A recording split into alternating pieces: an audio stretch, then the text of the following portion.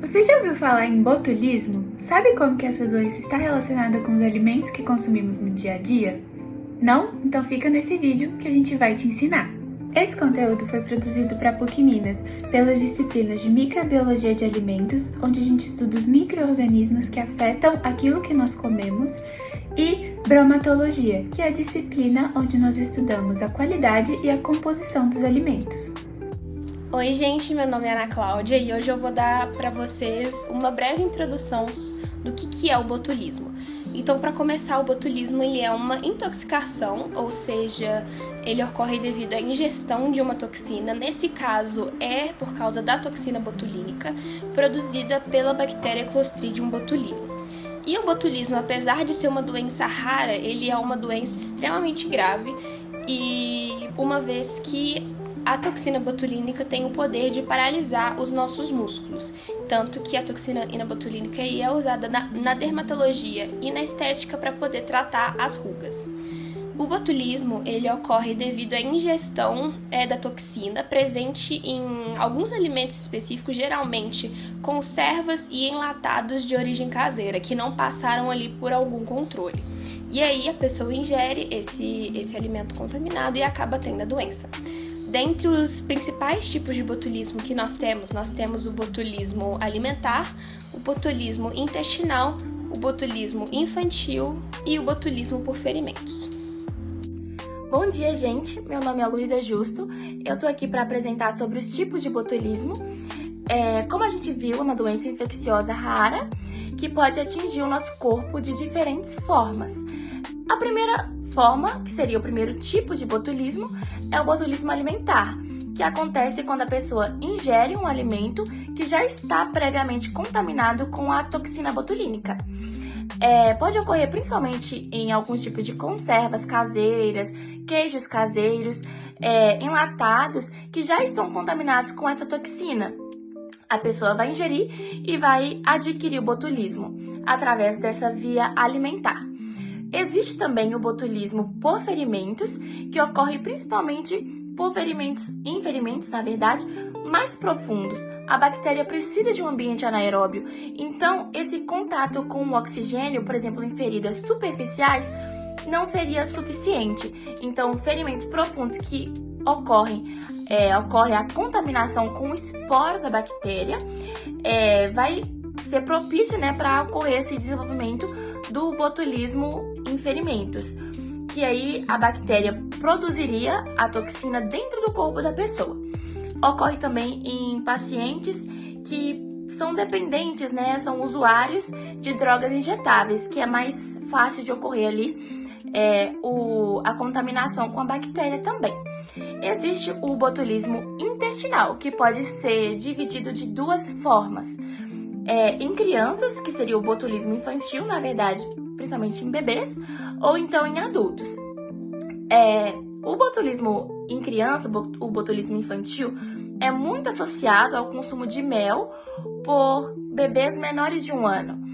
Isso principalmente porque a microbiota do intestino, daquele paciente vai estar pouco desenvolvida. Em bebês, a microbiota é pouco desenvolvida. Então, quando a bactéria encontra um ambiente favorável ali, ela consegue fazer a produção da toxina. Nesse tipo de botulismo, que é o botulismo intestinal, tanto em adultos quanto em crianças, vai ocorrer com a ingestão dos esporos e a produção da toxina dentro do intestino do indivíduo. E é muito associado ao mel, em crianças, o infantil, porque o mel é um alimento que tem muito contato com abelhas, poeiras, solo, facilitando a contaminação com a bactéria. E nos adultos também não vai ocorrer diferente. Vai ocorrer essa ingestão do esporo, a produção da toxina dentro do intestino, só que é um paciente que não deveria ter esse botulismo, por conta da microbiota. Já estaria mais formada. Então, esse tipo de paciente vai ser um mais debilitado, provavelmente depois de um uso prolongado de antibióticos, em que a bactéria, ao chegar no intestino, vai encontrar um ambiente favorável para conseguir fazer esse desenvolvimento e produção da toxina. Bom, falando um pouco agora sobre a transmissão, ela ocorre principalmente pela via alimentar, que é quando o indivíduo ingere alimentos contaminados com a toxina botulínica pré-formada. Então não se trata de uma infecção gastrointestinal, e sim de uma forma de intoxicação. O passo a passo de como ocorre a transmissão é o seguinte: a bactéria ela se prolifera em um ambiente anaeróbio, como em conservas mal esterilizadas, por exemplo, e assim ela vai produzir a toxina botulínica. E essa toxina ela é termolábil, ou seja, ela pode ser inativada se for aquecida adequadamente. A toxina ingerida, então, ela vai ser absorvida pelo intestino, vai cair na corrente sanguínea e ela vai atuar nas junções neuromusculares, bloqueando a liberação de acetilcolina. E esse processo vai ocasionar na paralisia flácida, que pode afetar a musculatura respiratória, paralisando essa musculatura, se não for tratada rapidamente, o que é muito perigoso e pode levar a óbito. Em relação aos alimentos associados com o botulismo, nós temos as conservas caseiras, aí, por exemplo, seria o palmito, aspargos, pimentões, no caso, mal armazenados ou mal esterilizados.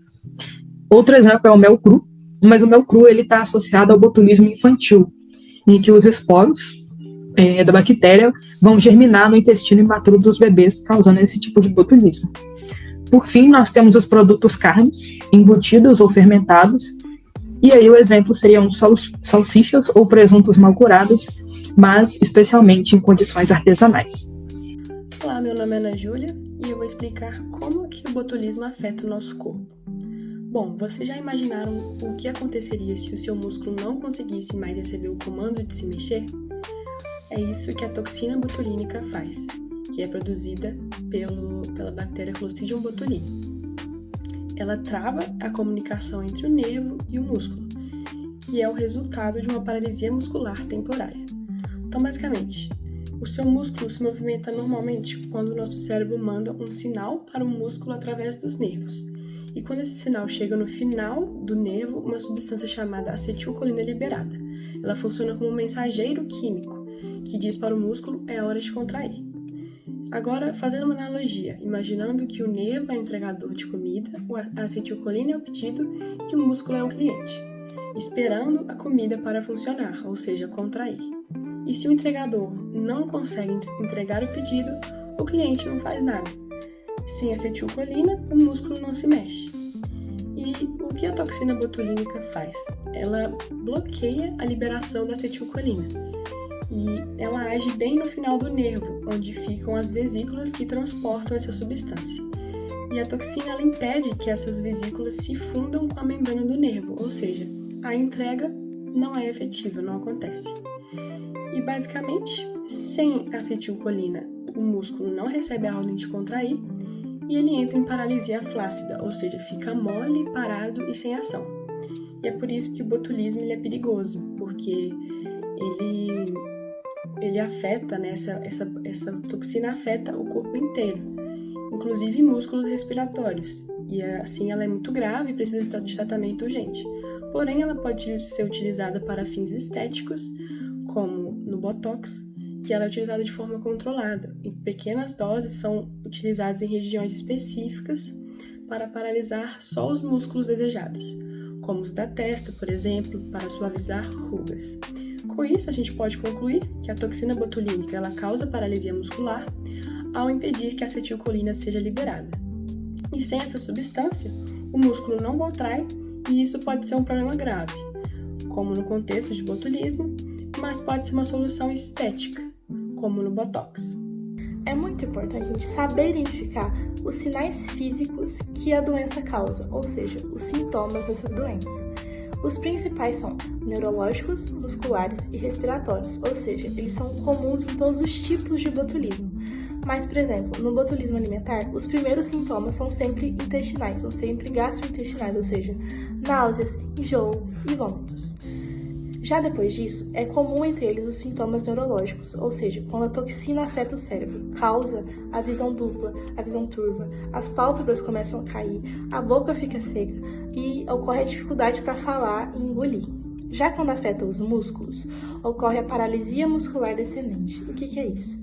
Os nossos músculos param de responder aos nossos comandos. Isso acontece sempre de cima para baixo, ou seja, afeta primeiro o rosto, vai para o pescoço, afeta o tronco e depois os membros, que são os braços e as pernas, e consequentemente os sintomas respiratórios, que é a dificuldade para respirar, a fraqueza dos músculos respiratórios quando a paralisia afeta o tronco, ou seja, isso pode levar sim para uma paralisia respiratória total, que é quando o pulmão não consegue mais realizar o movimento de respiração. Isso é um dos sintomas mais fatais e graves do botulismo. É muito importante saber identificar os sinais específicos do botulismo infantil, porque esses sintomas não são facilmente externados pelas crianças e pelos bebês, então é muito importante estar atento a eles para a gente conseguir identificá-los. Entre eles estão a constipação intestinal, o choro fraco, a dificuldade de mamar e amamentar, que acontece pela diminuição dos reflexos de sucção e preensão, pela fraqueza muscular generalizada da criança.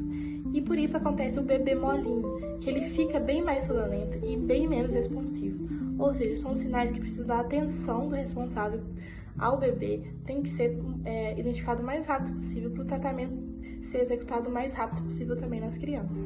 Agora, em relação à prevenção, nós temos como um primeiro tópico a esterilização adequada dos alimentos enlatados, que seria basicamente você aquecer o alimento que estava enlatado para que a toxina da bactéria Clostridium botulinum, ela seja eliminada, porque ela é destruída a altas temperaturas. Então, esse tipo de esterilização seria uma boa prática para, impedir que você se intoxique por esse tipo de toxina.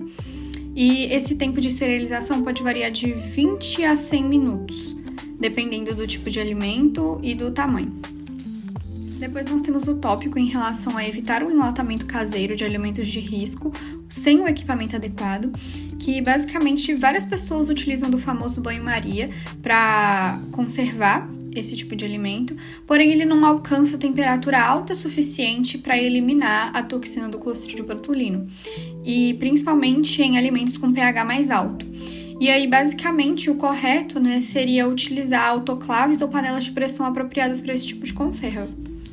O próximo é em relação a inspecionar latas e frascos antes de consumir. Então, ao você observar qualquer sinal de deterioração, seja ele físico, por exemplo, latas estufadas, vazando com tampa deformada, possuindo ferrugem ou mau cheiro ao abrir, pode indicar uma possível contaminação, porque mesmo que ele não apresente esses tipos de sinais, ele ainda assim pode estar contendo a toxina no alimento.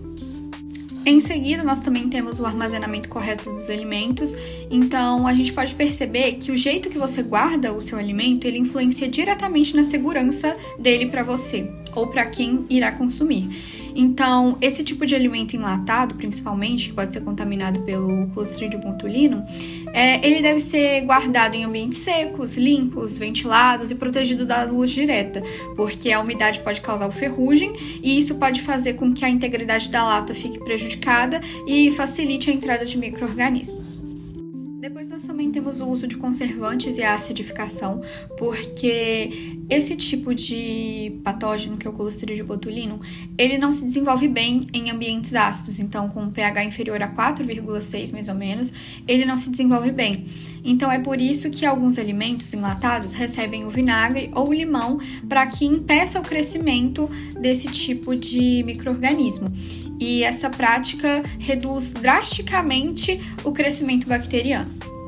O próximo tópico eu acredito que muitas pessoas não saibam ou que elas executem da forma incorreta, que seria a refrigeração após abrir essas latas, que basicamente quando a lata ela é aberta, ela perde a proteção hermética dela. Basicamente esse alimento que ainda está dentro dela, que na maioria das vezes você não consumirá tudo ao mesmo tempo, para você ainda manter ele durante alguns dias guardado e protegido, você vai transferir ele para um ambiente limpo, não metálico, e vai tampar e refrigerar.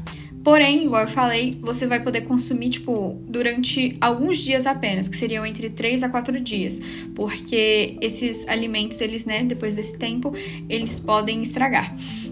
E nunca se deve deixar restos de alimentos enlatados à temperatura ambiente, porque isso pode influenciar no crescimento de micro-organismos.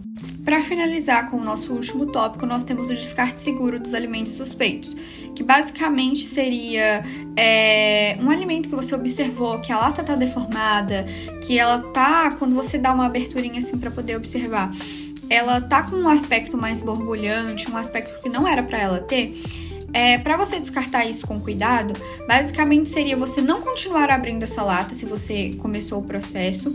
Em seguida, desinfetar ela com água sanitária diluída e colocar no lixo de forma lacrada para evitar riscos para as pessoas que levarão esse lixo até um aterro sanitário e também a animais que possam acabar tendo contato com esse tipo de lixo. Então, além de você higienizar com a água sanitária, você deve lacrar ela, a lata no caso, assim como as pessoas fazem quando costumam quebrar algum vidro, alguma coisa, para que não machuque as pessoas nem os animais. Olá, tudo bem? Meu nome é Giovana e agora eu vou falar um pouquinho sobre o processo de embalagem dos enlatados. Bom, normalmente a lata utilizada ela pode ser tanto de aço quanto de alumínio. A lata de alumínio ela é mais maleável e normalmente ela é utilizada para bebidas. Já a lata de aço ela é mais resistente, só que ela sofre corrosão mais fácil.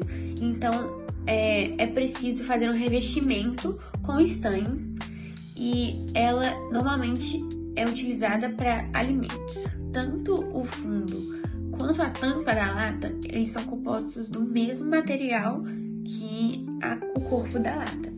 A tampa ela é colocada após a esterilização e o enchimento dessa lata. Então ela tem que ser bem vedada, tem que ser hermeticamente fechada, como é dito.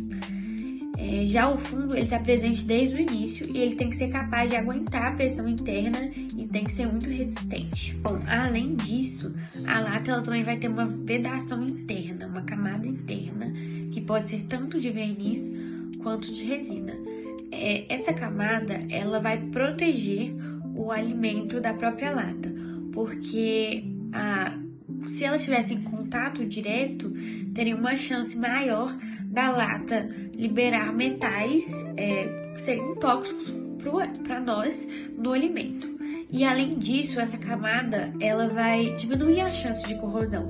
Então vai diminuir a chance da entrada de micro-organismos nesse alimento. E isso tudo que eu citei da lata é de extrema importância, porque caso haja uma falha em qualquer um desses mecanismos de proteção, há uma grande chance de ter a entrada de micro-organismos, entre eles a bactéria Clostridium botulinum. E essa bactéria, ela é anaeróbia, então o ambiente enlatado ele é completamente favorável para o desenvolvimento dela, justamente porque vai ter muito pouco oxigênio. Por causa disso, se você observar que uma lata está estufada, que ela está amassada ou esteja vazando, não é indicado que você não consuma e jogue fora, ou mesmo nem compre se for em algum estabelecimento e avise, justamente porque ela provavelmente está contaminada.